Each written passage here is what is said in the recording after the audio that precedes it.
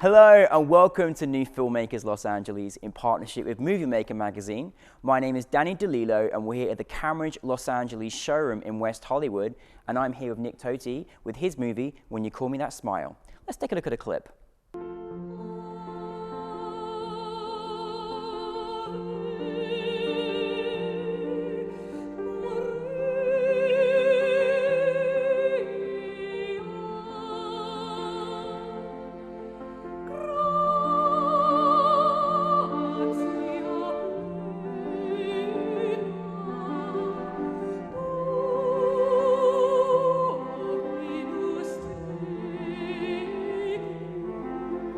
Nick, it's awesome to have you here in the studio. Oh, thank you.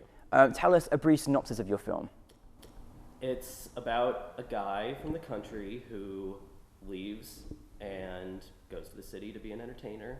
But then that's basically, like, there's not really much of a narrative to it. It just kind of, a lot of stuff happens and it gets very dark and kind of surreal and twisted, so. Really, I think it's one of the most interesting films we've had in our program. I want to watch it like 10 times so I can discover more about it. Now, for those who haven't seen it, it really is a really interesting film. Where did you come up with the idea, Nick?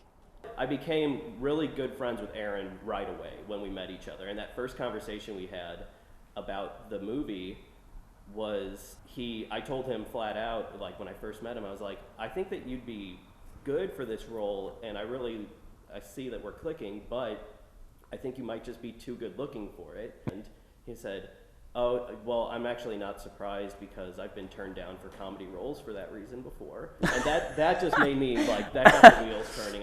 That's really funny. That's really funny, yeah. And so I started thinking about this guy who kind of like is a tragic figure, and his curse in life is that he feels this sort of irrational compulsion to be a comic performer. Yeah. But he can't do it because he's too good looking and nobody takes him seriously.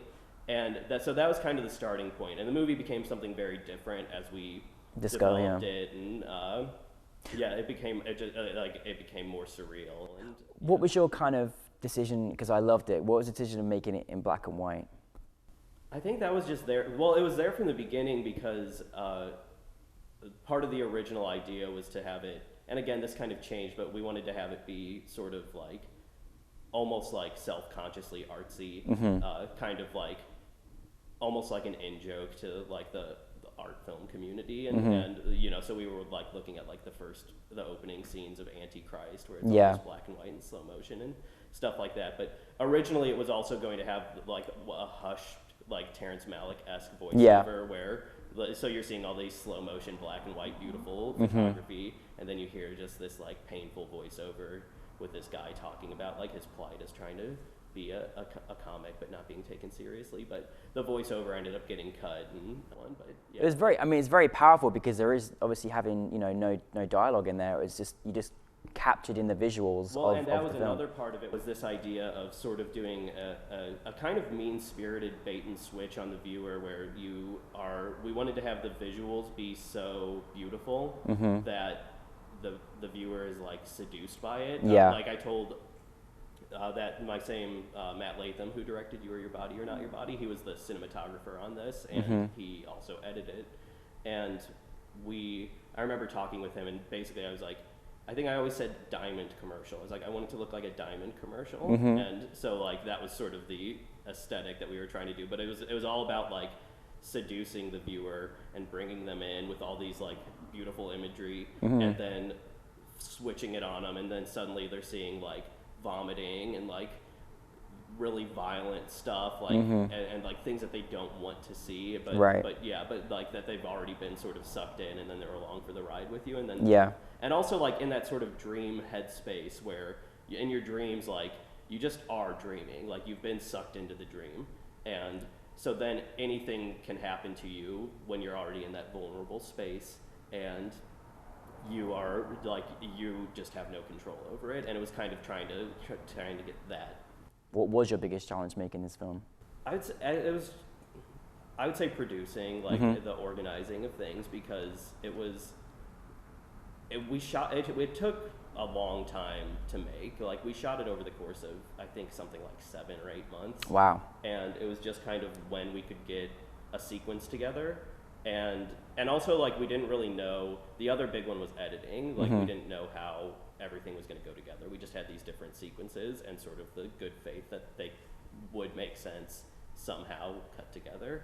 But yeah, the biggest challenge was yes, producing, because like just getting each individual sequence was its own little nightmare. Yeah. Whether it was like going out to the cattle ranch and doing that, which kind of, we were very irresponsible, and we kind of got in trouble, but because we weren't being safe, like guerrilla style of it. Starting a stampede of cattle and then having your actor like walk amongst them is not very safe. And it was his parents' cattle ranch, and so they were upset that we were like not being safe. What's next for you, Nick?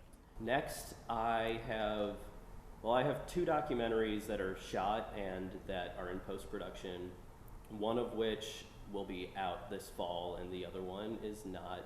It's a little more up in the air. We have to figure out when we're gonna have the time to do it. But the one that's gonna be out this fall is on a band called Raft of Dead Monkeys that existed in Seattle from 1999 to 2001. Oh, and cool. It's a very, very odd story, and appropriately, we took a very odd way of telling it. Well, it's going to be great. We're looking forward to seeing more of your work. So congratulations on your film. Nick, there's a lot of more excitement coming from, and we look forward to seeing your documentary as well. So well done.